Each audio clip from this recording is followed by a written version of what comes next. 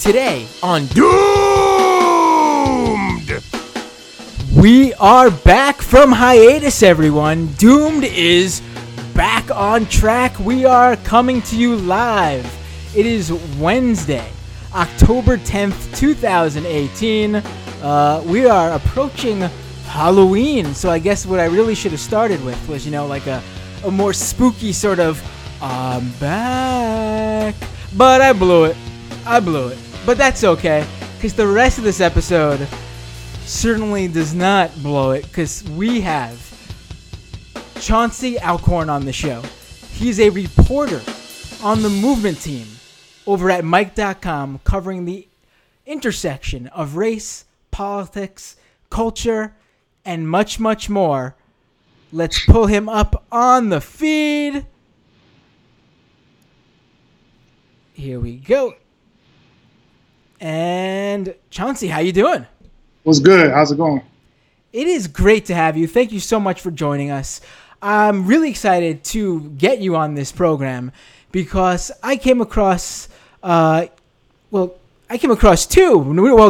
but specifically for this episode, 2 articles that, I felt was covering something that I've spoken about on the show many times before, but you really go in depth with a certain, faction of these right-wingers that these listeners have heard it all before, from the intellectual dark web to the intellectual classical libertarians to the intellectual, no such thing, alt-right. And now we're here talking about, specifically today, white supremacists. Before we go into their movement growing on YouTube, let's get to pretty much what these guys did to get themselves in the news just last week. This group called the Rise Above Movement. 4 of their members just got arrested. Let's take it right from there. Right. So, as you mentioned, 4 members of a group called the Rise Above Movement. This is essentially a self-identifying alt-right group based in Southern California that they train in mixed martial arts regularly, and they regularly go out and confront Antifa or anti-fascist demonstrators on college campuses and at free speech rallies. So this was like a build-up. These guys got their start around the same time Donald Trump started his campaign for the White House. Essentially what it was is you had a lot of conservative speakers that were going to progressive college campuses like Cal Berkeley and others who were being shut down by anti-fascist demonstrators. Guys like Milo Yiannopoulos, Ann Coulter, Ben Shapiro, people affiliated with Turning Point USA, they would try to speak on these campuses, and Antifa would shut them down. So that got a lot of people on the right, young people, white male conservatives, folks like the Proud Boys, affiliated with Gavin McInnes and others, wanted to stop that. So guys like Richard Spencer, who runs altright.com, saw the opportunity to try to build on their movement, which, is affiliated with Breitbart.com, not directly, but they traffic in the same kind of rhetoric. Steve Bannon, right, of course. So, they were trying to build into this idea of, white nationalists versus civic nationalists. And whether you are a white nationalist who subscribes to European identitarian politics, or you are an American traditionalist, a civic nationalist who believes in America was a white country, but you don't necessarily want people of color to have to leave the country or whatever. You just want them to accept your values. These folks are united in their hatred of Antifa. So they would go to places like, Cal Berkeley, where you had the Battle of the Berkeley 1, 2, and 3. And when Antifa would try to shut people down, they would get in street fights. One of the groups that was involved in all this was the Rise Above Movement. And again, they basically, built a whole culture around fighting these guys in the streets. There the Battle of Berkeley, I believe it was in March was the first one. There was a second one in April, which is the one where the guy from Identity Europa, whose name escapes me, I'll pull it up here in a minute. Oh, Nathan D'Amigo, right? There we go, Nathan D'Amigo. Right. Famously punched an anti-fascist female demonstrator there. Right, Alpha right there. There you go. All these guys, get together and they brawl, and it's like a thing for them. It's like Fight Club, but racist. So, RAM for short. ProPublica is a nonprofit journalist group that did a long investigation on all the folks who participated in Charlottesville. All of these street fights, Battle of Berkeley 1, 2, 3. There were folks in Portland, Oregon, where Joey Gibson, who runs a group called Patriot Prayer, he's a libertarian. He's not a white nationalist, but he runs a group called Patriot Prayer that hosted free speech rallies. I gotta say though, the line separating the two gets thinner every day. Well, I mean, it's kind of like, to be fair and journalistic about it, you have on the left, you got folks like who are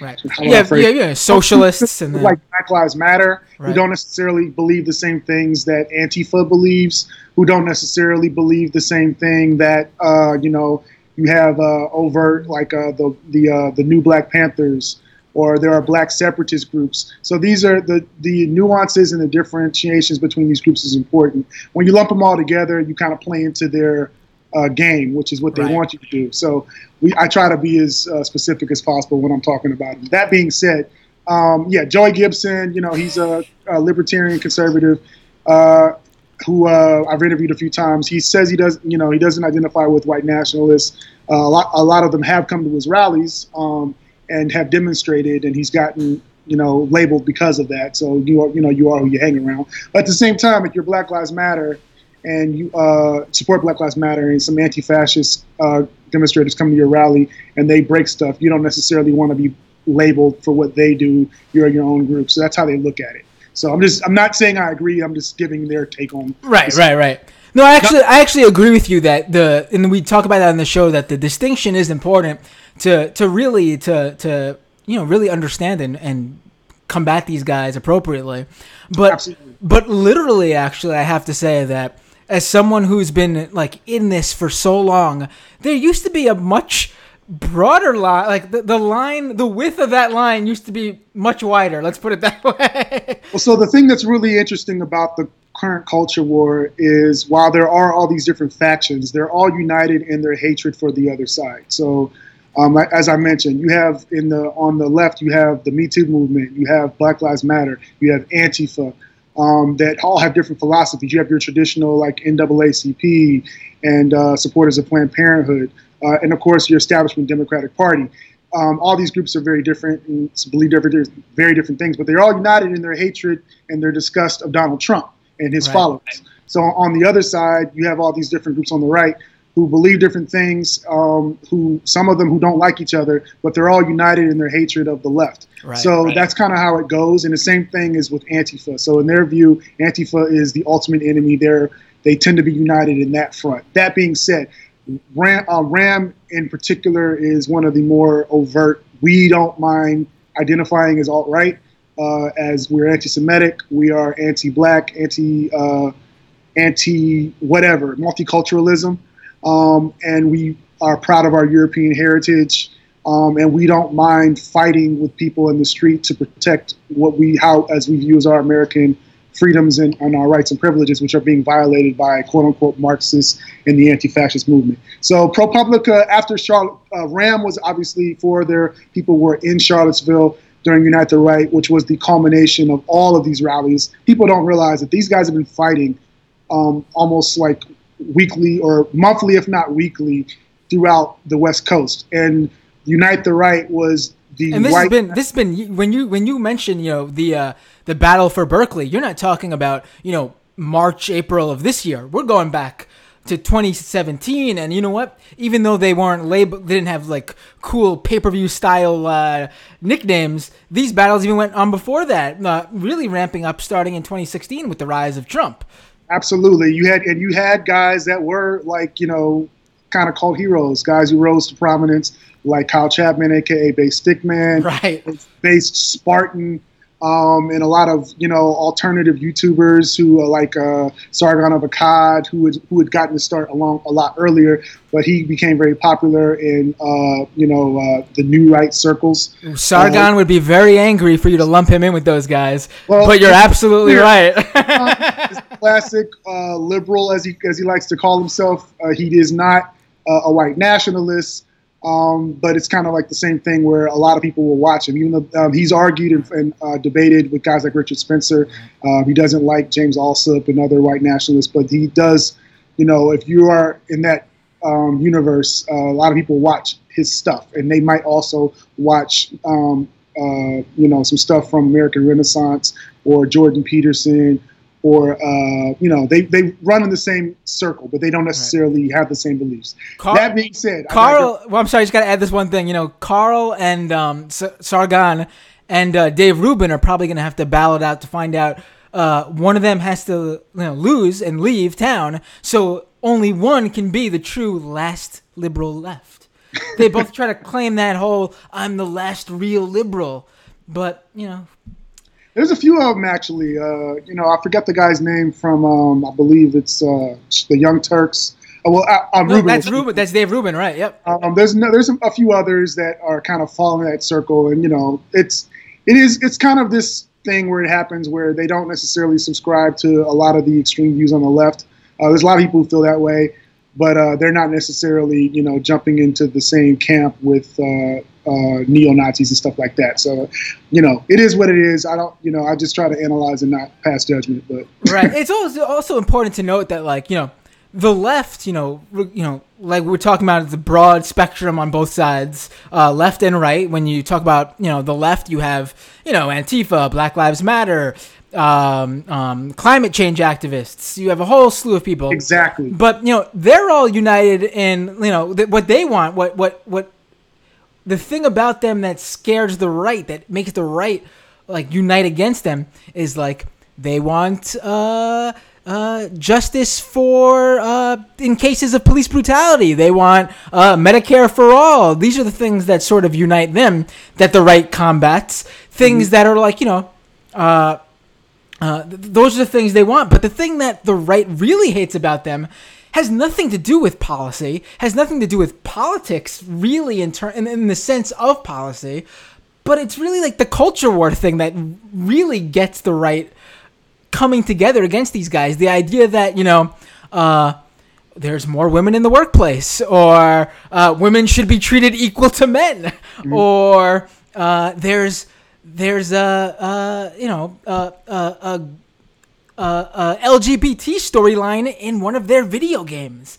Those are those are the things that the left is mobilized by things they want to see, policy, and when they go against the right, it's because they see something like a Donald Trump as a roadblock to getting that policy that they want, that they feel will better humanity. But the right here is literally fighting for these little they would hate for me to call this that, but that's really what it is.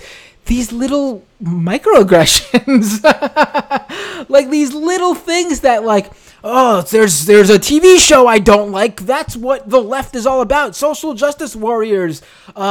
Kathy Griffin is doing this. She must be Antifa now. They really don't get the reality of these. Here we are talking about the differences between all these subgroups on the left, but the right doesn't even get that. I don't know. I think some of it, I think you're right about some of it. Definitely, you mentioned the Gamergate culture. That is absolutely, I agree with you 100%. There has been a pushback to multiculturalism, the browning of America, the browning of the West. And some of that is, as you put it, microaggressions, things that are just cultural, more on women and people of color in video games or in movies or in comic books. Other things are a little bit more grounded, even if they're not substantive in the fact illegal immigration, Right. and changing of laws as it relates to LGBT rights, transgender bathroom rights, the Me Too movement, and push back against what male patriarchy in the workplace. So there's definitely things that are cultural, and then there are things that are more substantive in terms of policy, with the Trump administration pushing back on DACA, pushing back on people at the border, locking obviously kids up at the border, in addition to their parents, and deporting them, rounding up people in sanctuary cities through ICE, and locking them up without due process, things of that nature. These are very substantive issues, and people feel differently about them depending upon what camp they subscribe to. But as far as RAM is concerned, most of the groups on the right, don't at least don't on paper say we want to go out and fight in the streets. RAM is one of the few groups that says we want to go out and fight in the streets, along with Antifa would be the left's version of that, where they openly say we're willing to use any means necessary to fight fascism, to fight racism, and RAM is willing to use any means necessary to fight what they view as Marxism and things of that nature. So these guys who were in Charlottesville obviously got indicted a week ago on Monday, and charged by the U.S. Attorney's Office in the district in Virginia near Charlottesville, and they were charged with violation of the Riots Act, which is a federal law, obviously. 2 counts, and they face up to 10 years in prison if convicted. So the gist of it is, when I was researching that story, just kind of a write-up once the release hit Twitter and was in our mailbox and stuff, or email, I came across RAM's YouTube page, which I was like, okay, why does this group have a YouTube page? Like, it's one thing for James Alsop to have a YouTube page. James Alsop is a white nationalist. He's alt-right, but he's not like going out and saying, I will beat you up. So RAM literally had training videos where they are like, it's basically propaganda, where they're talking, they're showing themselves lifting weights and doing MMA, and, basically come join our club. It was kind of like, a new version of like, some neo-Nazis back. You would see some old World War II propaganda thing where they're talking about their identity and their heritage, and they're reading books together. They have like a book club, but they also train and fight together. And it's like weird that they have a YouTube account. The equivalent is sort of like like a James Alsop and like even a Richard Spencer. Like they believe what they believe, but in the end, it's really just like any other of the more mainstream right wing grifters, where they're out to make a buck. They know that there's an audience there that believes in the same things they do. So they put themselves out there as sort of like the white supremacist pundit, the white supremacist celebrity, a face for white supremacism. And that's not really to, of course the movement will grow if they grow, but it's really more so they can monetize it. Whereas, RAM is out here, they're not really looking to make a buck. They're looking to actually just move their beliefs forward. It's the equivalent of like me as a leftist having this podcast. I'm here to report the stuff I believe in, but also the show is called Doomed with Matt Binder. I mean, but Antifa doesn't have their own podcast because at the end of the day, Antifa is just out there to be sort of a resistance to these right-wing movements. They're not out, trying to get a show popular or something like that. I mean, that's fair in the sense that Antifa is obviously very different. They tend to be much more covert, and they don't tend to broadcast where they when they meet and stuff like that, or have like podcasts and things of that nature. But yeah, these RAM definitely, and others who are kind of in the same ecosystem politically and operatively will do those kind of things.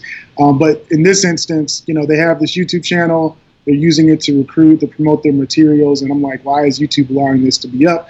I told my editor about it late that Tuesday night. I said, we should do a story tomorrow. And she says, definitely do that. And within an hour of me saying that, the site was taken down. So I was like, oh, interesting. So the next morning I reach out and try to find out what happened. It turns out that, the site was taken down. YouTube gives me this statement about how they don't tolerate hate speech, but then I'm like, wait a minute. You've got all these alt-right people who are, saying some of the same stuff, and you are allowing them a platform. So why and how does that work? So that raised the question. So the lie that YouTube says is they don't tolerate hate speech, which is, just a flat out lie. There's all kinds, and I point out in my article, a lot of the videos where you just have overt anti-Semitism, overt anti-people of color, and anti-LGBT views and things of that nature, where it's just out there. They're not hiding. Right. There's people talking about race realism and the inherent inferiority of black people, the inherent inferiority of Latinos, and why race and IQ is a big thing that obviously the alt-right likes to propagate. There's Jewish conspiracy theories about Jews taking over the world, and us needing to get rid of the Jews and fight back against the Jews. It's the same kind of thing that you would have seen in Nazi Germany if they had social media back then. So why is that allowed to flourish? And sure enough, some of the videos in my story after it went up were taken down. YouTube deleted one. There was a rock group. I'll pull up their name here real quick. Oh, I got to tell you, when I was reading your article, I was like, yeah, know that guy, know that guy, know that guy, know that guy. And then I came across this and I was like, I've never heard of this before. Yeah. And it's Blink 1488. There it is. Which I got to say, I was immediate as someone who, in my youth, I grew up on Blink 182 as, the big pop punk band of the time. And I was like, this is, what is this? I got to know. And I'm pretty sure my listeners know, but 1488 is the 14 words, we must secure a future for our white children, blah, blah, blah, blah, blah. And 88 is the eighth letter of the alphabet is H, Heil Hitler. That's what we're working with here. That's the genius of a white supremacist. That's where they come up with 1488. Let's see what number the white supremacist. Like, come on, that's ridiculous. What number of the alphabet H is? But anyway, so there's this group. It sounds like it's just one guy, really, who's, it's stunning to me because I listened to it, and it's a group that basically parodies Blink-182 songs, changes the lyrics to basically shit up like Nazi rhetoric, white supremacist beliefs, and it's just like, when I listened to it, I was like, part of me was like, sort of like, I felt something weird about myself. So I was like, you know what? If this was like coming from South Park with Cartman singing this stuff, I'd be like, this is sort of clever. but it's not like, I mean, maybe that says more about Trey Parker and Matt Stone than I meant to say it with that. But, it's not done in a way where it's like, this guy, you should hate him because he's an asshole to Kyle. It's like, no, this is a literal white supremacist who thinks he's being unique by doing this and knows he'll bring on people who maybe like me say this is clever, but unlike me, isn't smart enough to realize that that's not all it is. It's actually extremely bad, and it's really there to grab those mendable minds of young white men who probably still listen to Blink-182. And you absolutely hit a few nails on the head that are very important to note. Number one, I'm a huge South Park fan. I love the show. And context is everything. So, when Cartman is giving Kyle a hard time for being a Jew, it's obviously satire and it's a joke. And this kind of thing from these groups is, there's a huge difference. It's the same thing if you hear people making jokes about Al-Qaeda or ISIS, and then, you see a propaganda video from ISIS. It's a very different thing. And that's all important context because, number one, a lot of radicalization in both radical Islamic communities as well as white radical white identity communities is done on YouTube. Dylan Roof, the Charleston church massacre shooter who killed 9 people a few years ago in a church, shot up a black church and just killed innocent men, women, and children. He was radicalized online. The Timothy McVeigh, the Oklahoma City bomber, was radicalized online. And if you look at a lot of the terrorists that happens both in the United States and overseas when it comes to radical Islam, YouTube a few years ago had a huge problem, along with most of social media, but particularly YouTube, because there were radical Islamists affiliated with ISIS and Al-Qaeda who were being radicalized by clerics on YouTube. And so you had national security firms and the Pentagon working with YouTube and Twitter. I mean, this is serious stuff. This is, deadly stuff that we're working with them to try to police this stuff. And they did a very good job of just taking off this kind of propaganda. And it gets dicey because, we support in America, which is different than in Europe. In most European countries, they don't have a First Amendment that protects free speech. Right. Here. So it's a very different thing in the United States to, police quote unquote hate speech, which technically is protected by the Constitution. So the government can't do it. So these platforms that are not the government have to come up with their own policies and rules. And then I want to be clear, I myself as a journalist, I'm a staunch advocate for the First Amendment. If you talk to the hate group watchdogs like the Anti-Defamation League and the Southern Poverty Law Center, they will tell you that there are vices and virtues when it comes to censorship. On one hand, yeah, you're kicking guys off and hopefully they're not able to spread their propaganda, but it also makes it harder for them to be identified. One of the beautiful things about Charlottesville was these guys coming out there, they don't have masks on, they're saying obvious racist stuff, Jews will not replace us, and White Lives Matter isn't necessarily racist, but you know where they're going when they say it. They're saying, it's definitely racist. they're chanting Nazi chants, blood and soil, and things of that nature. It's clear, cut and dry what it's all about. And they're going on social media, they're going on Discord, they're going on Facebook and Twitter, and they're posting this stuff. They're going on Gab and YouTube making videos, and I know who you are. I don't have to try to figure it out. Which a lot as a black man and a guy who covers racism, it's very frustrating a lot of times when you're trying to you see things that disproportionately affect people of color, and you pose the argument that by default it's racist because look how it's affecting marginalized groups versus the white majority. But they say, well, how do you know what I think? You can't know what's in my head. Right. Well, when you're out there and you're saying blood and soil, Jews not replace us, when you're on Twitter and Facebook and you're making all these disparaging remarks about people of color, you're letting people know exactly what you think. So it makes it easier to fight that way. So it's a double-edged sword. Right. Well, the whole thing is usually like a platform like YouTube usually says it's not violent speech to go out there and spout this white supremacist rhetoric. But I mean, what they're saying is what their number one political belief is that they want a white ethno-state. They want a place just for whites.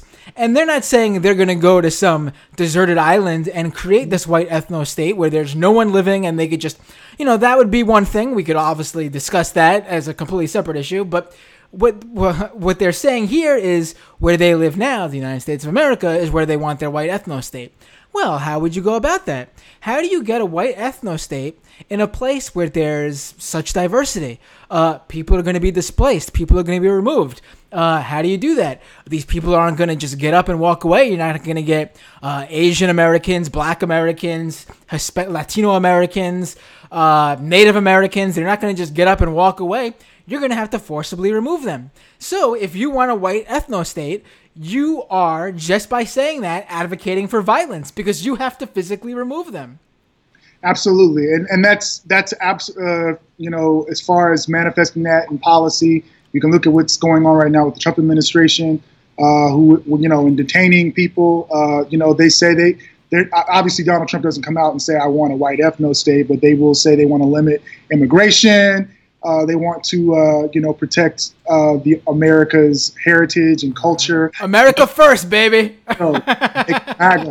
So it's the same kind of thing. It's just a more sanitized version of it. And to be fair, it's a slippery slope. So it's like, where do you draw the line? Because at a certain point, there are people who are sincere conservatives who don't necessarily want black and brown people to be kicked out in mass of the United States, but they also don't want an influx of immigrants from black and brown countries. So then it's like, well, where are you drawing the line here? Now, obviously, I'm a natural born American citizen. I was born in this country, and I'm an American. And they will say to me, I don't want you to go anywhere, but any other person who's come from another part of the world who migrated here legally or illegally, they will say, well, we don't want them here. We want to protect the country's demographics. So these are the kinds of things where we get, what they call shifting the Overton window. On the right, they want to, change the conversation, and a lot of the alt-right now have celebrated because they don't necessarily have the same mobilization in the streets that they had before Charlottesville. But you do see a lot of their rhetoric being echoed almost like word for word on Fox News, on right-wing talk radio, in ways that you didn't see even 2 years ago. Well, that's sort of the thing, though. I think, if you clearly someone saying they want a white ethno-state is where I think, at least, that line is crossed, where a platform like YouTube can say, this is calling for some sort of violence at the very least. Someone's going to hear this like a Dylan Roof and think they should act on it. Well, that's the thing. The other thing about that, to your point, and we're jumping through topics, but to your point, YouTube is just not being consistent with its line. So, like I was mentioning before, I brought this up to them and they said it didn't violate, but then when the story came out, then they took down a couple of the videos.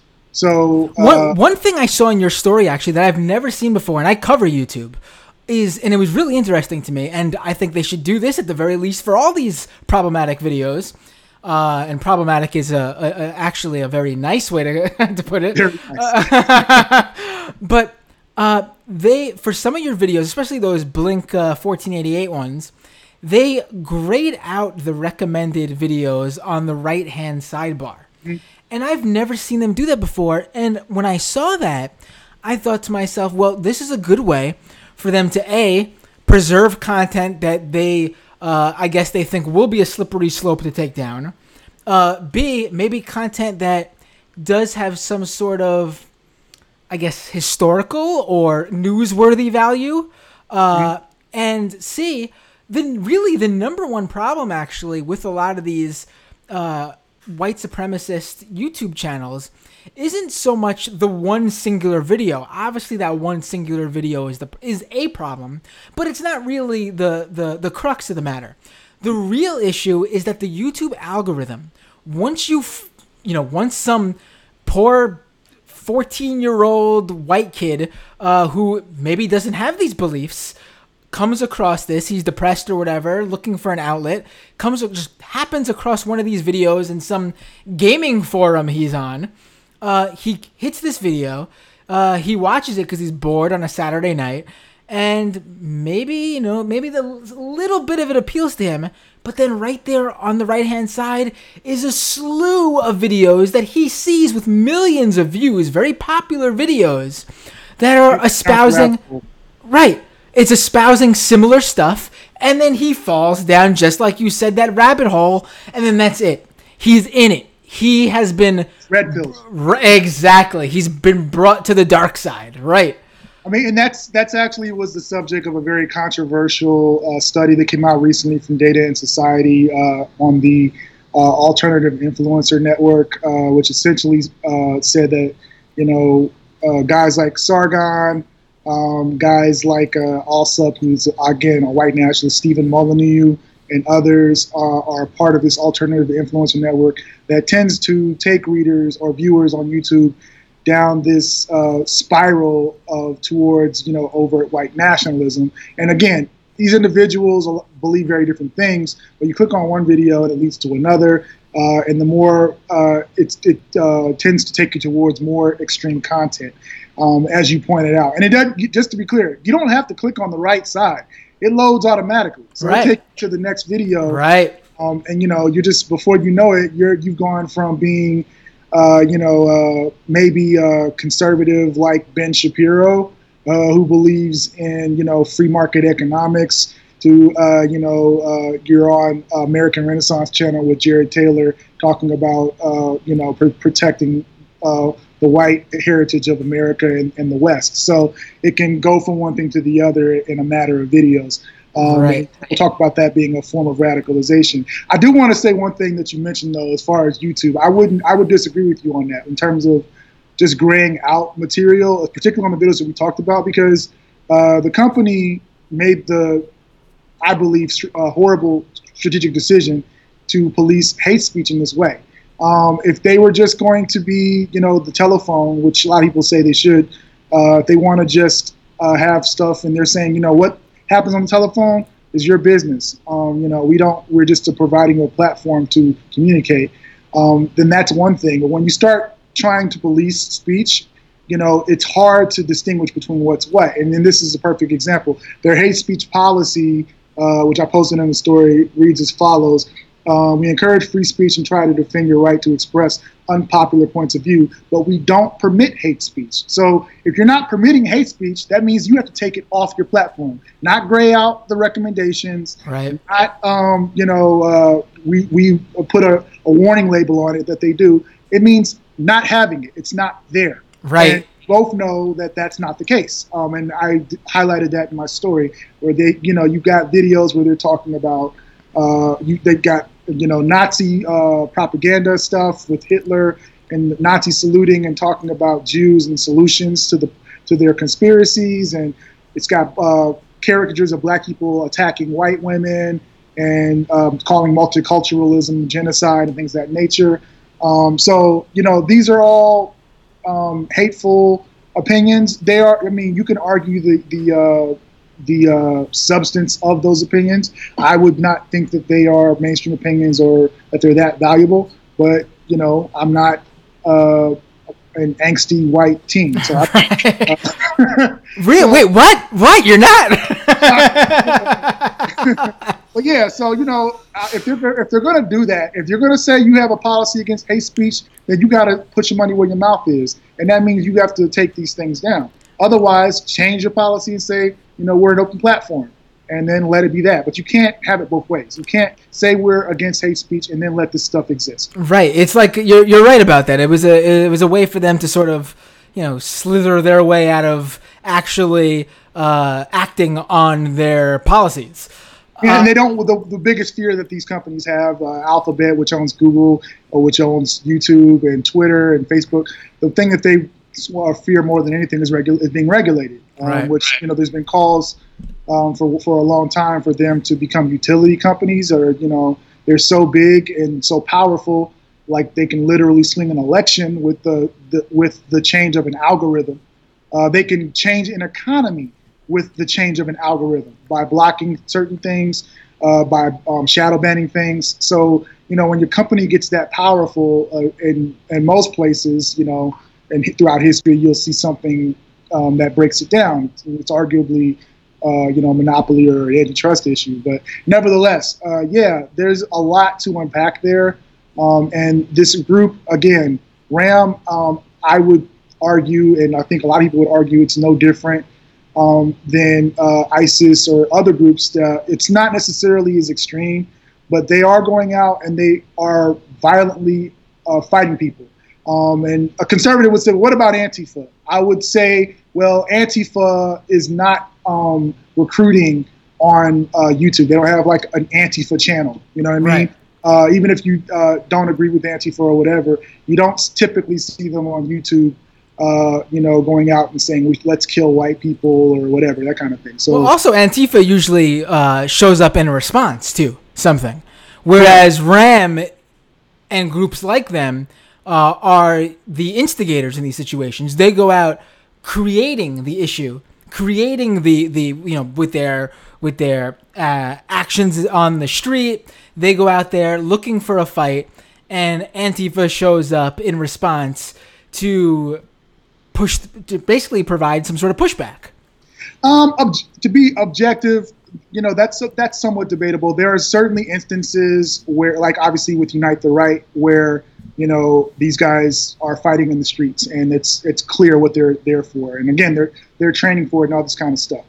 There are other instances where, like, Antifa will, shut down a speaker, won't allow them to speak on campus, and then, Ram and other guys like that would argue that they are responding to that. So there have been people, even in the, the hate group watchdog community, that have argued the virtues of Antifa. I've, examined both sides of that argument. I did an article roughly a year ago, just echoing the ADL's points, which is, they argue that Antifa is giving,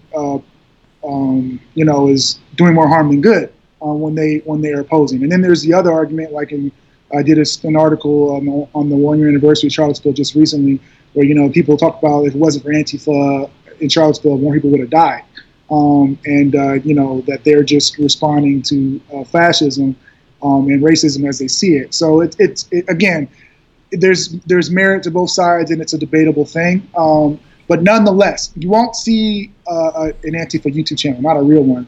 And if they did, Antifa has been kicked off of like Patreon and other, digital media platforms for the exact same reasons that RAM and groups like it have been kicked off of those platforms. And YouTube is arguably, trying to have it both ways on this thing, because it's like a slippery slope. If they boot RAM, as they have, or other groups, and then it's like, well, what about James Alsop's channel?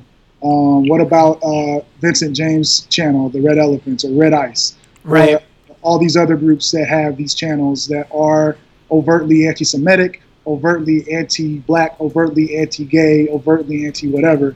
And if you're going to make a rule for one, then you have to kind of have a rule for all of them. And those people drive traffic to their site, to YouTube as well. So that also affects their bottom line. So it's a delicate balancing act for all these platforms, and it's hard for them to do it sometimes. Right.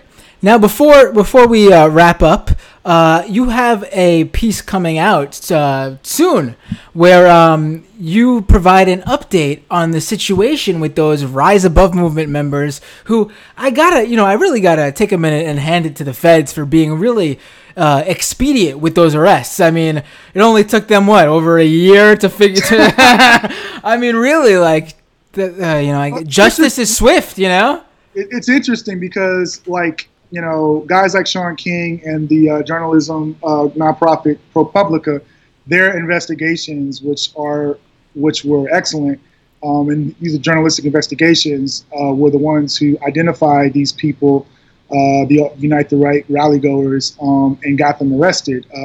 And Thomas Cullen, the U.S. Attorney General, cited ProPublica in his press conference as far as leading to the ultimate arrest of these four individuals. But the article I'm working on now is basically there is an actual effort.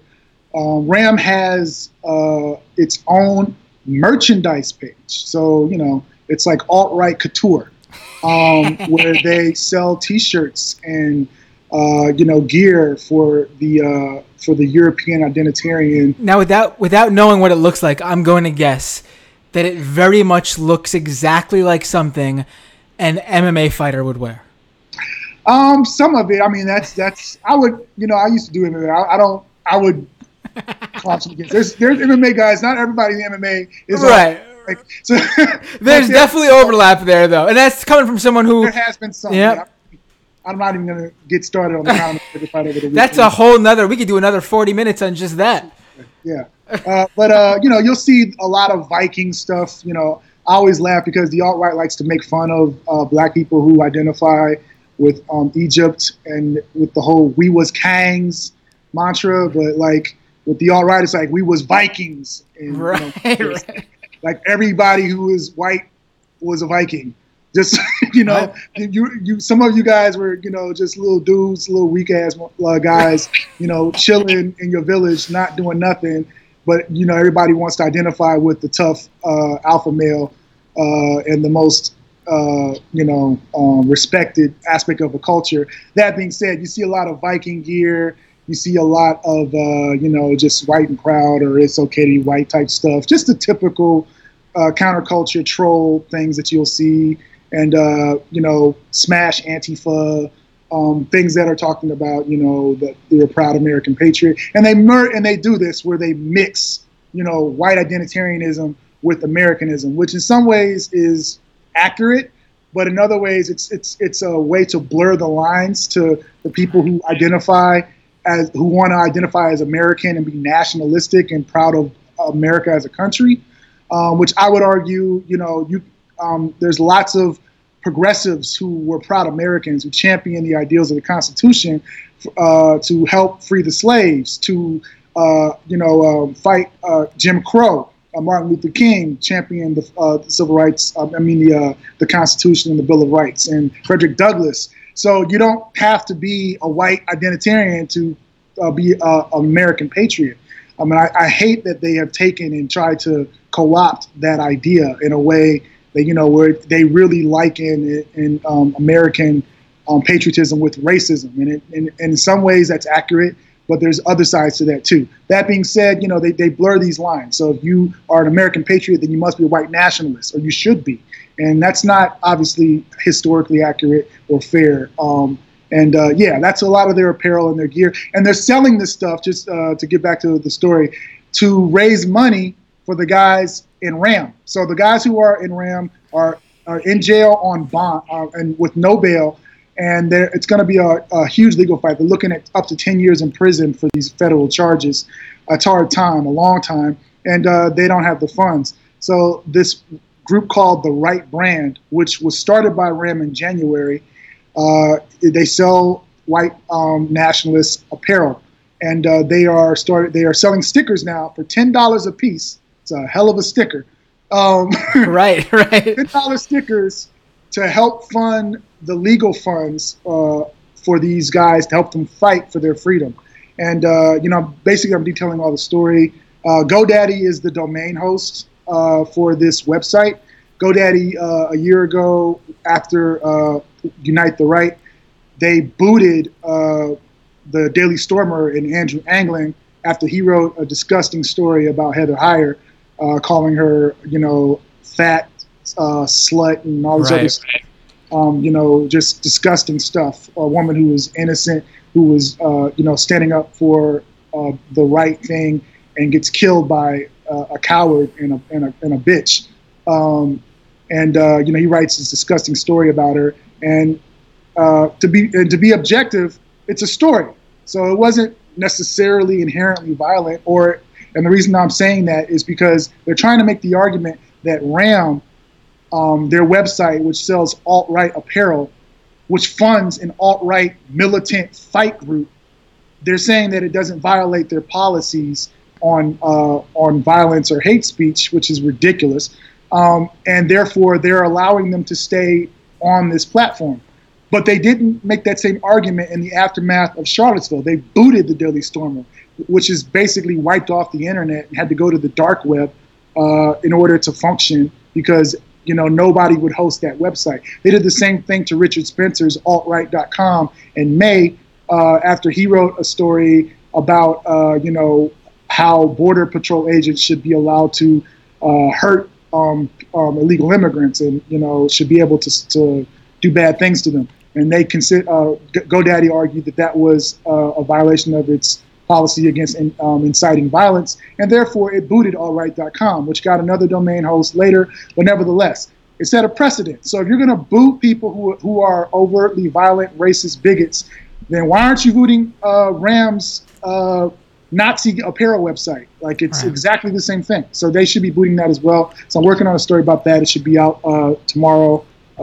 So look for that on Mike.com. What it comes down to really, though, is probably GoDaddy doesn't think RAM is big enough to have to go out of their way to make a whole thing out of yet.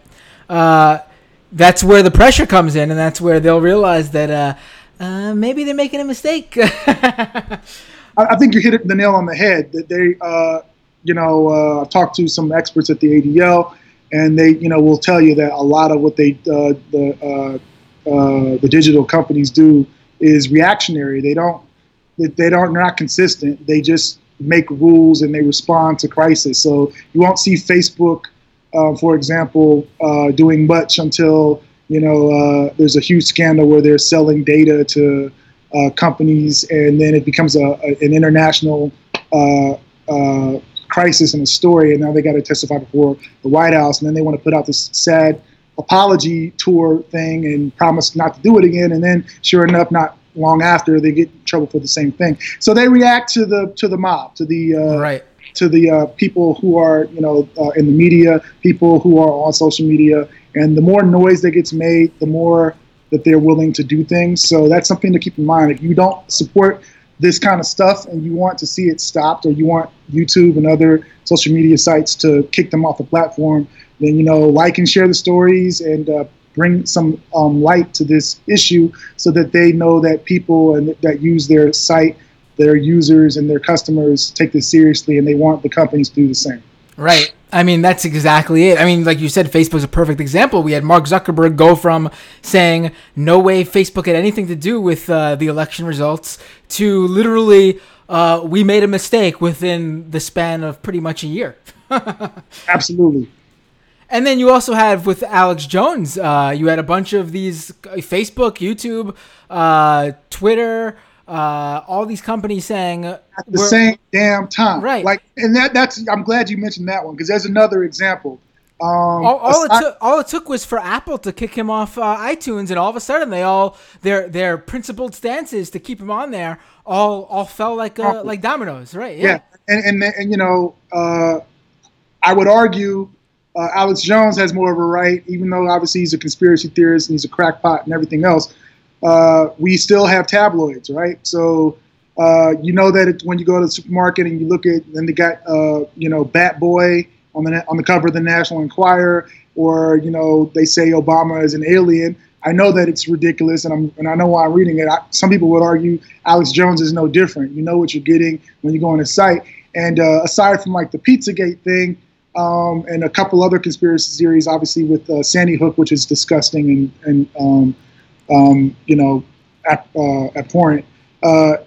He's certainly not the same as Ram, right, where he's going out and telling people to, we're going to fight in the streets with Antifa. So if you're going to boot Alex Jones, how do you justify keeping these other guys up there who, are advocating violence and are overtly hateful? And Alex Jones would say, he's not going out and saying screw black people or screw Jews or anything like that. Right. Well, maybe the Jews thing. There's a big hang up with George Soros for sure. So I don't know, but you get what I'm trying to say. That's really literally. This is my true belief. If he never did the Sandy Hook truther shit, he would probably still be on all these platforms. That was the step too far, and rightfully so. It's not the hill I'm going to die on, but I've spoken about on this show how Alex Jones was just the biggest face. That's why he was taken down. He did the Sandy Hook thing, and that was so abhorrent, and I agree with that was extremely abhorrent and enough to take that action. But because he was the biggest face, that's why the action was taken against him. But in the broader picture, he is the least worst of these guys. I would agree, 100%. I did a story not too long ago talking about this.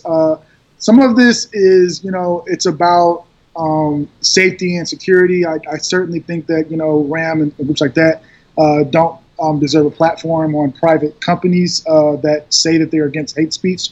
But some of it is also, it's about free market. So, some of these companies and channels have gotten a lot of traffic, and they compete with a lot of mainstream media outlets. And some people, theorize that they don't like the competition. So they are, pushing the social media companies to police these groups and arguing, and rightfully so in a lot of cases, that it's fake news. But there are people who are progressive. I did a story not too long ago about a Cop Watch Facebook page that's very popular, and I'm forgetting the name off the top of my head, but Police the Police. And the guy who founded it, built this thing up over a course of years.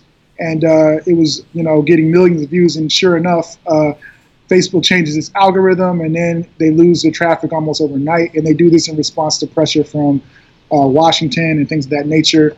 on fake news and stuff like that. And, they were telling stories that were talking about police killing people that needed to be told, that were not getting reported by, a lot of cable news outlets who were so focused on Donald Trump after the election. And, the Black Lives Matter narrative got lost in a lot of that. Where 2-3 years ago, every other day on CNN, you would see a story about a black person getting killed by the police, and it was national news almost on 2-3 times a week, with Alton Sterling, Walter Scott, Freddie Gray, Sandra Bland, so on, and there's so many names. But then it became normal, which is sad and disgusting, to where they barely cover it anymore. Same thing is true of like school shootings, where it's like we almost don't even follow it. It's like, it's a blip on the radar now.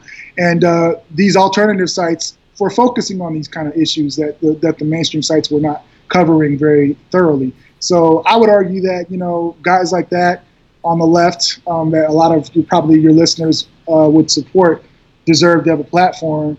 And the inverse is going to probably be true for Alex Jones, which again, it's fake news a lot of time. But so is the National Enquirer, and nobody's saying that they shouldn't be able to be published. So you can't, if you're gonna make a rule, you have to stick by it and stick by your principles on both sides of the spectrum. Right.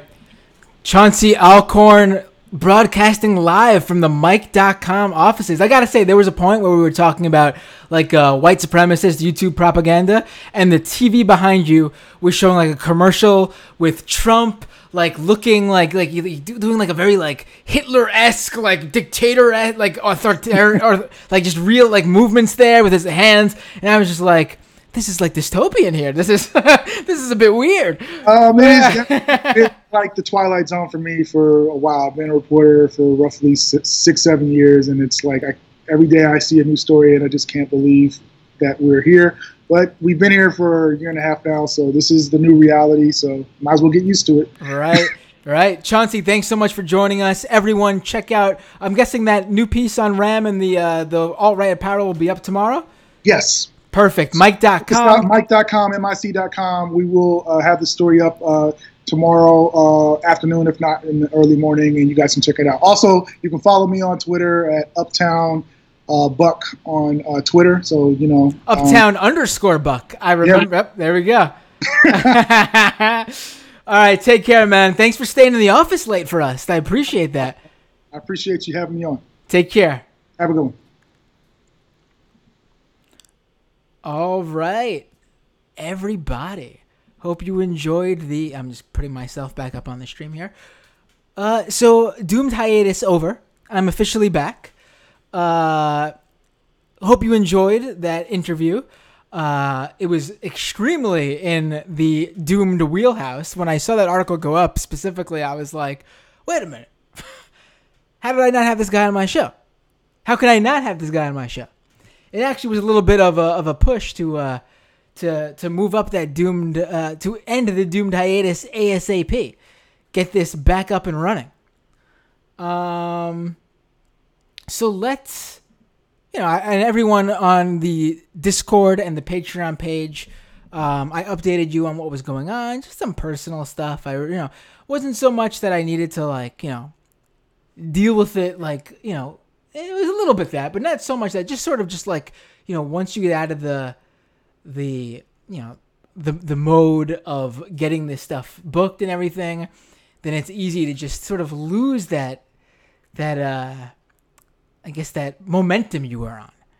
And and then dealing with the personal stuff combined with that, just needed to get this show booked, and we're back. Boom.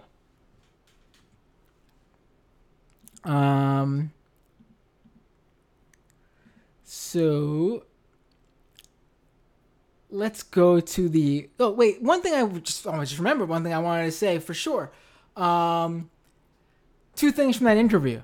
I really liked that he was, that Chauncey was really, he's someone who's seems like he likes to play the devil's advocate with his journalism. Make sure he And I obviously don't agree with the whole both sides thing, but I appreciate someone coming on the show and doing that so we can talk about it.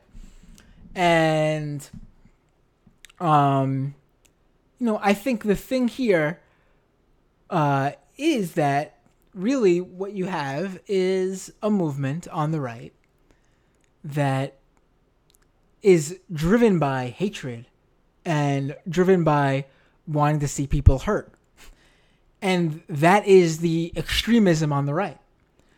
And the extremism on the left is, I guess, one example, Antifa, basically going out there and putting their bodies in front of marginalized groups, young people, elderly people, who go to protests, counter protests, and get into fights with these right-wing white supremacist groups, as anti-racist action. And that is a significant difference when you do the whole both sides thing. And as for and he agreed with me here on on a lot of these things, but I just want to go more into it. I didn't get to touch this one. He mentioned Ben Shapiro. And what I think there is, and he brought him up and he brought up some other guys as sort of like the difference between, a white supremacist calling for a white ethno-state. And then, and I brought this up in the show, these differences, and it's important to bring up these differences. Ben Shapiro, who probably wants tax cuts, like a Grover Norquist or whatever. And a Ben Shapiro who just wants to own the libs or whatever. But the thing here is, to me, and you saw it with Trump. He even brought up, Chauncey even brought up how Trump never really espouses direct white supremacist lingo, even though he blows those dog whistles. Really what happens here, and this is my strong belief, is that these white supremacist groups are the mask for the Trumps, the Shapiros. And when these guys get called out, the reaction from the Trumps and the Shapiros ever so slightly put holes in that mask. And then when the big action happens against these guys, for example, they get banned from YouTube. They no longer have this platform. The reaction from the Trumps and the Shapiros is the mask being totally ripped off. And you see it most evidently recently with these mainstream so-called intellectual conservatives and their response to the protests against Brett Kavanaugh being nominated and eventually getting that Supreme Court seat. What you saw with that guy, I believe his name, Ed Whelan, I believe that was his name, the one who espoused the insane conspiracy theory, even though this guy was a so-called intellectual on the right. This insane conspiracy theory where Dr. Ford couldn't possibly remember Brett Kavanaugh. So let's look at the Zillow maps of the location of where these kids lived back when these people lived when they were kids, and let's look at where the party was, and let's look at the blueprints of the house, and then let's push out this bizarre conspiracy that it was another Kavanaugh lookalike type. It was some other frat boy. It wasn't Kavanaugh, though. And then you get these never-Trumpers coming out now saying how they weren't going to vote for Trump. They weren't going to vote for for Trump, obviously, in 2020, but most recently, they weren't going to vote for like the Lindsey Graham types, the ones who were in love with Trump in the midterms. They weren't really motivated to do so because of how the Republican Party, who they've been poo-pooing on, have been acting. But then suddenly, women rise up and say, we don't want a rapist on the Supreme Court, a sexual assault assaulter on the Supreme Court. And that's what gets these guys motivated to come out and fight for Trump and fight for the Republicans who love Trump. These never Trumpers are so motivated by this sexual assaulter on the Supreme Court that's what pushed them over the edge to become Trumpers, to become the MAGA folk. I mean, that's what I'm talking about here. That's the mask being ripped off. These guys were always that type. They just thought they found their own little niche in the big all right-wing grift as a never Trumper. And they thought that maybe they really did think they were an intellectual of that type. And being an intellectual right-winger, that niche requires you to be a never Trumper. And they didn't want to lose that little grift there. But the second this happens, the second that thin line is crossed, these guys rip that mask falls right off. I mean, that's really what's going on here.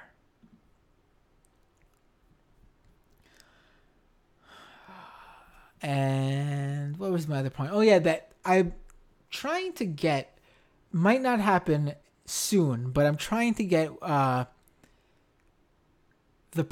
woman who put together that great YouTube research on how these right-wing channels are all connected. Chauncey brought it up in the interview. And really, when I was looking at it, I was like, well, this is what we've been talking about on the show. And actually seeing the visual of how all these groups are connected, I sort of thought to myself, wow, this looks like a doomed word cloud of all the different times I've mentioned these same people when talking about the YouTube problem. Really, a great study. Most of you have probably seen it. I will link to it. I have already, but I will on my Twitter, but I'll link to it for the podcast. So yeah.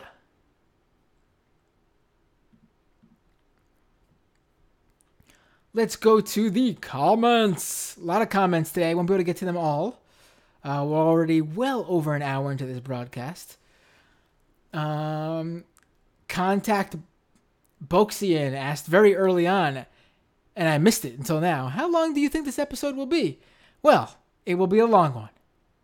Hopefully not as long as some of them have gone, but it'll be a long one. And there was a few other things I wanted to talk about. We'll get to them on the next episode. Speaking of Kavanaugh, the Jordan Peterson backlash for him having this weird singular moment of clarity, saying that Kavanaugh should step down and him facing immense backlash over it. That's something we'll talk about in the next episode.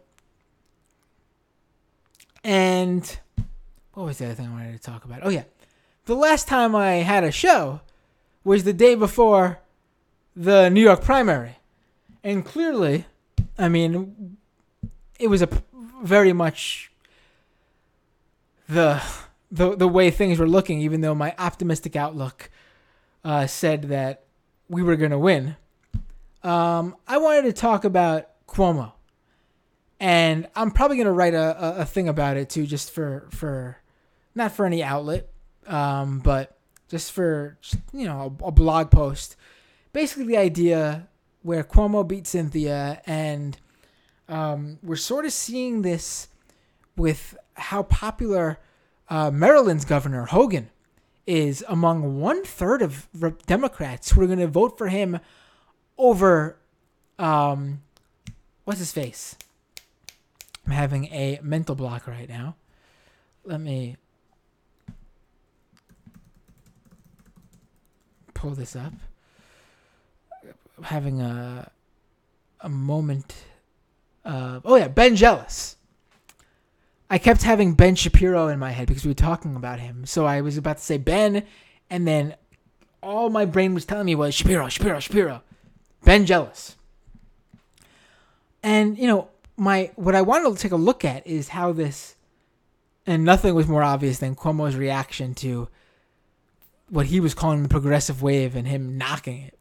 But really how I don't know why he was focusing on this progressive wave and why people were talking about this progressive wave in certain aspects, because it's not a progressive wave.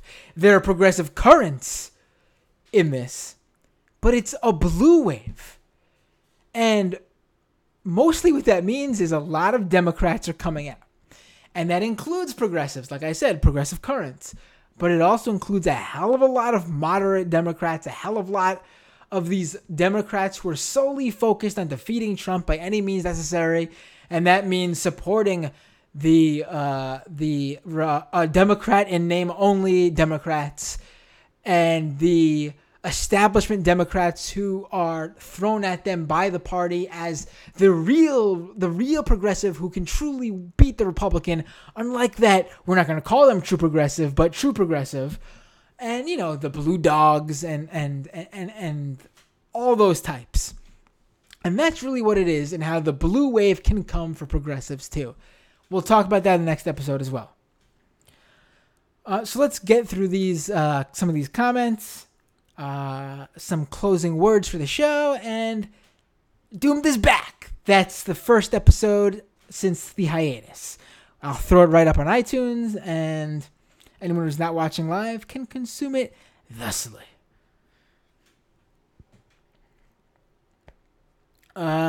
Oxy, do you think they all went on a group shopping trip to get those masks? He's talking about the ram skull bandanas that they all wear. I have it as the thumbnail for this live stream episode on YouTube. I think they do. Maybe they all shop together. Maybe there was a deal at Costco or something. Buy in bulk, man. Brett Reed, a lot of UFC fighters are really nationalistic. It's interesting to watch. There's also a lot of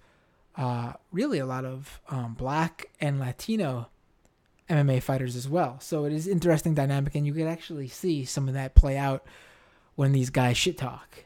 A lot of this language that's being used. Renee, Joe Rogan's another guy hiding his covert fascism. Yeah, Joe Rogan's a weird one. I'll say that. We will definitely talk more about Joe Rogan. We've talked about him plenty on this show when talking about the intellectual dark web. We will definitely talk more about him. Brett Reed again. Gay characters and women in video games gets them so worked up, it's ridiculous. Renee, I don't mind Jodie Whittaker as Doctor Who. Francisek. Doomed, he says. Renee, I mentioned in those YouTube channel live events that I'm socialist, and they flip. I get asked to stop talking politics, but when it comes to espousing libertarian views and enabling fascism free speech, yeah, we saw that with Charlie Kirk just this past week, where literally, I've never seen it so upfront. Charlie Kirk goes on Fox News after Taylor Swift comes out and endorses the Democrat in Tennessee, her first real dip into politics. And he goes on and on about how she shouldn't be speaking about politics. She should stay in her lane. And then he talks about how great it is Kanye West is out there being a MAGA guy. I mean, really, there's anything that says what it's all about with these guys. It's basically, if you're a celebrity who supports conservative politicians and you are a Trump guy, we rarely see that. So we will basically fall all over ourselves to put you on a pedestal and say how great it is you're out there talking about this stuff. But if you're a celebrity talking about your support for Democrats or progressives, you should stick to basketball, stick to football, stick to playing music, stay in your lane. You don't know what you're talking about.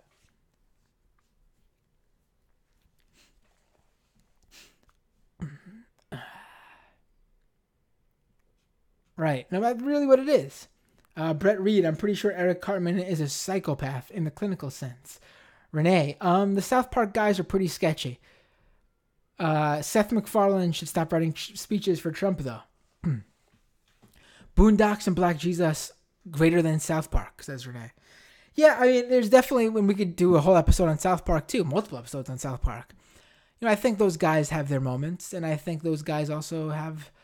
I agree with you on that too. Those guys are definitely much like some of these YouTube channels we talk about, is definitely that entry point, that dip into the down the hole, you know.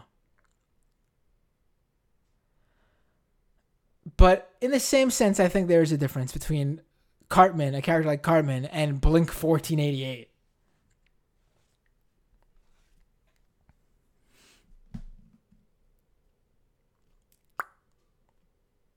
Uh, 10-foot man, Jared Taylor, what a louse.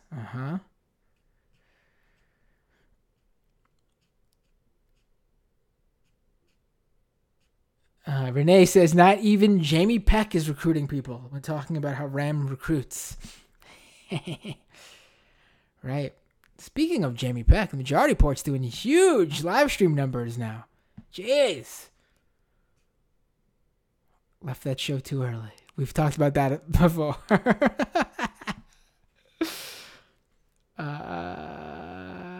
Yeah. That's right. We're talking again about how problematic some of this MMA stuff is when it comes to where they dip into this white nationalist stuff. Yes, no, for sure. Nazis are dumb as hell, says Dank Uger. No argument there. Renee says Alex Jones has done a lot of dog whistles. Yes, absolutely. Listen, like I said, Alex Jones is not the hill to die on. But even when I spoke to Jared Holt of Right Wing Watch, we both agreed that in many ways, you know, as abhorrent as some of the stuff Alex Jones has pushed, in many ways he is the least problematic of that whole world. And I'm even talking guys like Carl Sagan. Really, Sargon, I should say. My bad.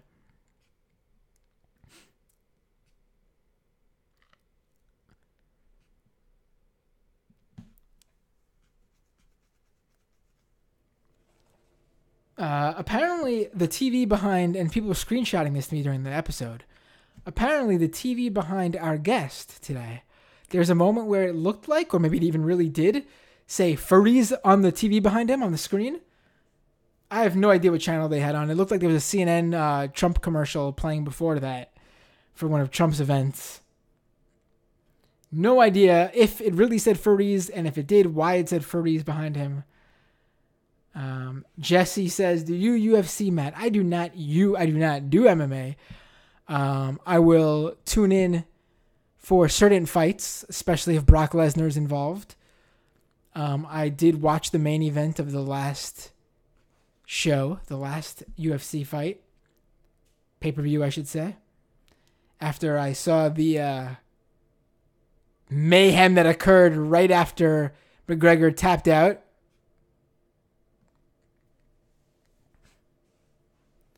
Francisek says, Cynthia didn't beat Cuomo, but a number of IDC members lost their seats. Absolutely.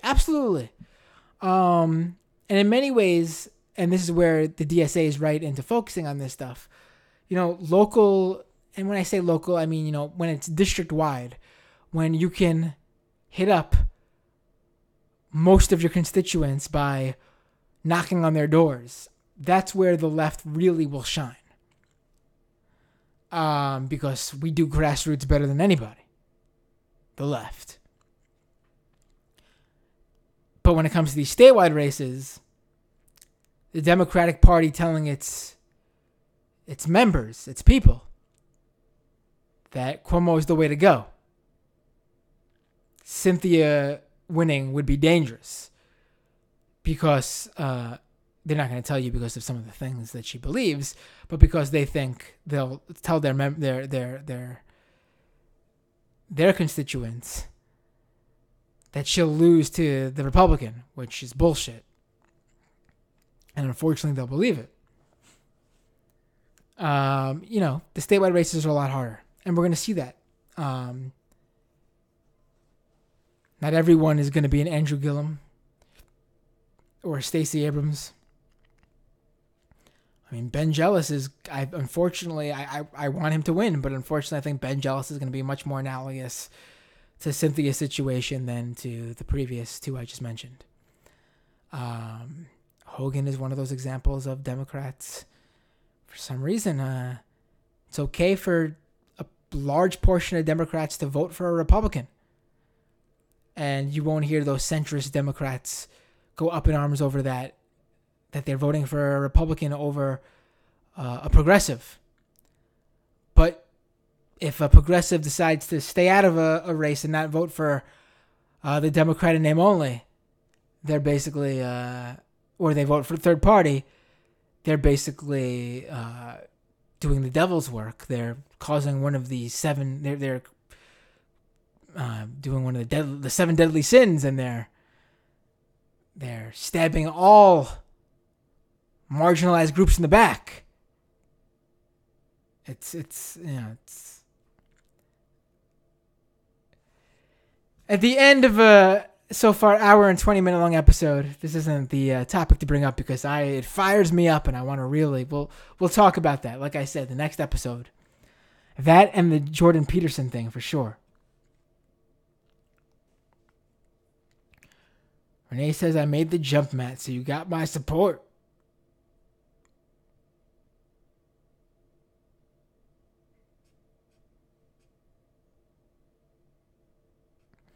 Contact. If the left did grassroots the best of anyone, wouldn't the right-wing YouTube propaganda not be as effective? Well, I mean, there's a number of things going on there, but when I say grassroots, I'm really talking about, on the ground type grassroots movements. I mean, really the left, from union organizing to, groups like Black Lives Matter, Occupy, anti-war movements,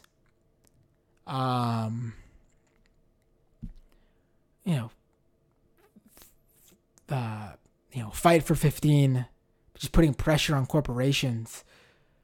Really, look at Amazon right now. I do think the left does grassroots better than anyone. When it comes to digital platforms, there's a whole different war going on, and each one is different. On YouTube specifically, without a doubt, the left fucked up, plain and simple. We let the right take that as their turf, and they just went ahead with it. They don't have that same thing on Twitter, and on Facebook. Something else going on there. We'll talk about that another day too, when it comes to them trying to kowtow to these Republican groups, so they could try to push back against that false narrative that they censor conservatives. On Twitter, there's a problem with trolls, but really, none of them really have an influential base there. I mean, there are some exceptions, but really, they're way more quote-unquote influencers on the left and progressives on Twitter than people on the right.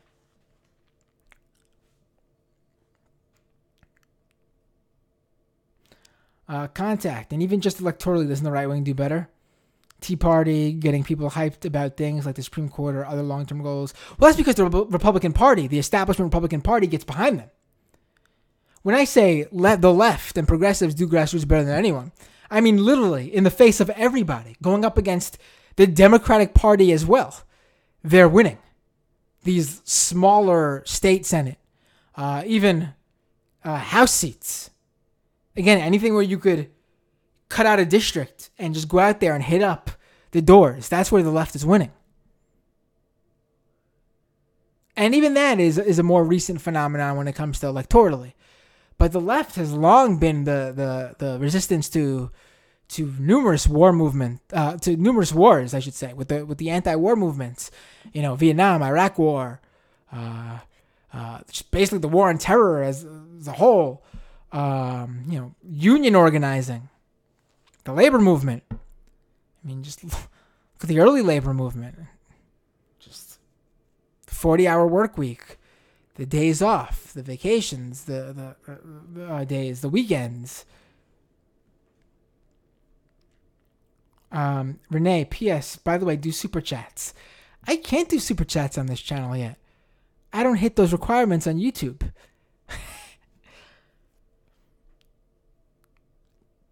You got to get more subscribers to this channel, folks. Doom.tv, get people to subscribe. Renee, ironically, the left and center splintering off just enables populist fascism. Saw it in Chile, saw it in 2016 in the U.S. We'll probably see it in Brazil with Bolsonaro. Yes. We'll have to do an episode on that too. Jesse, the right has so much more money, though, online. Right. Contact Boxian again. There was a really good Vox segment where Matt Iglesias talked about how Zuckerberg is basically a sucker who doesn't get the Republicans, won't hinder big corps. Right. No, and these are all things that we've talked about on the show before. Some of them in the broader, longer interview portion, and some of them just like this in the comments where we need to get more into this stuff. So, we'll definitely be talking about this stuff in future episodes even more. So actually, there's one thing I want to ask of you guys, along with become a Patreon at patreon.com/MattBinder. Please, let's do this. Let's get more Patreon patrons to this so I can throw out that bonus content, give you guys an extra episode. Again, to do those super chats, I need more subscribers. Doom.tv will take you straight to the YouTube channel. Subscribe on iTunes, on Google Play, wherever else. I'm going to get this podcast up on Stitcher. I know people have been requesting that for a while. I don't know why it's not already up there. I'm going to make sure we're up there. And other places too. But two things. One, either on Twitter or my personal email, not the Mashable one, my personal email, matt@xmattx.com. Send over some guest suggestions for some of these issues you guys want to talk about in this after the interview portion of the show where we talked through the YouTube comments. And then B, also send me some of your favorite progressive, even liberal, anyone left-leaning YouTubers. Doesn't matter how big they are, doesn't matter how small they are. Your Majority Reports, your Young Turks, your Michael Brooks shows, your Kyle Kalinskis, and then even the ones who just don't do the live aspect of the show, doesn't do like, the punditry thing. They do or the talk show host thing. Just the ones who create like your traditional, 2 to 20 minute long YouTube videos that they release once a month or bi-weekly or once a week. Send me a list of your favorites of those. I've some things in mind where, we need to combat that about the right, where they really do have the upper hand on YouTube.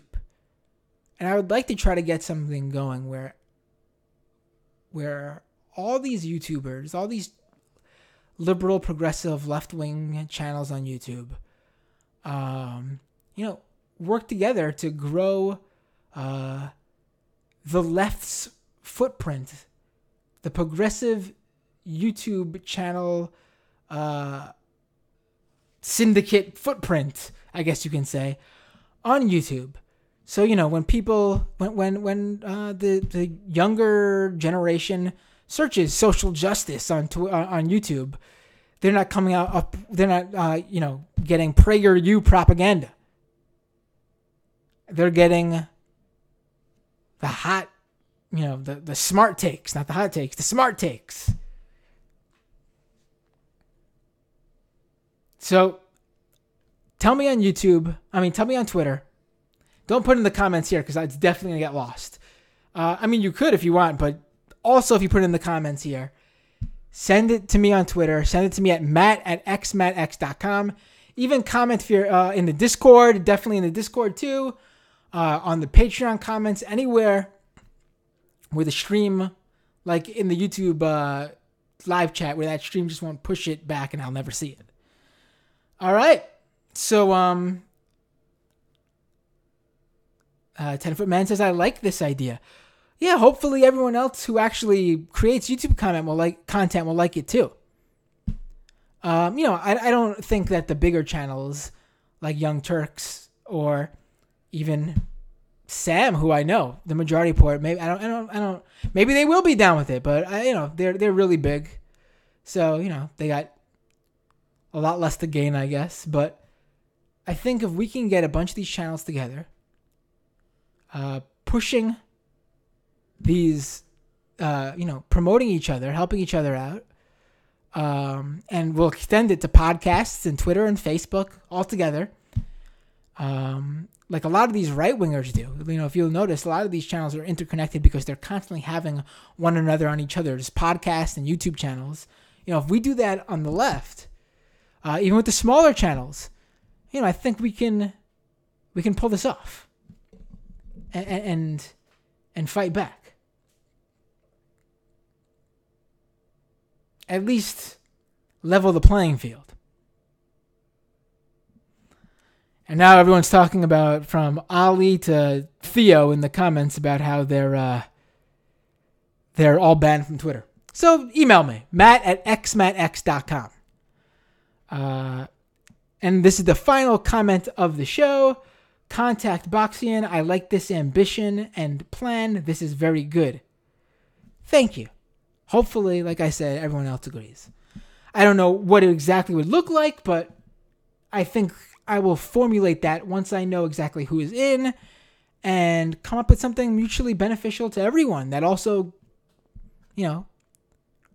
hits the goal that I'm out to do. Sets that goal. All right. This is the show back from the hiatus. This is Doomed. Again, had a lot of things going on, and these were just two of the many. But I'd like to, dedicate this show to, unfortunately, I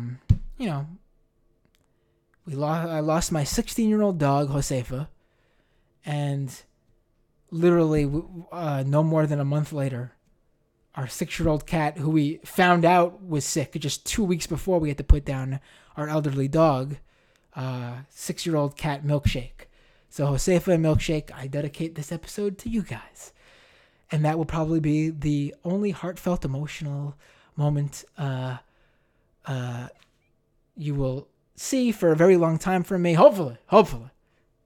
Knock on wood.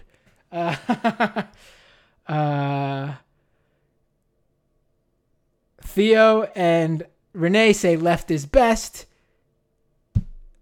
Best way to end the show. See you all next time on Doomed. It's great to be back.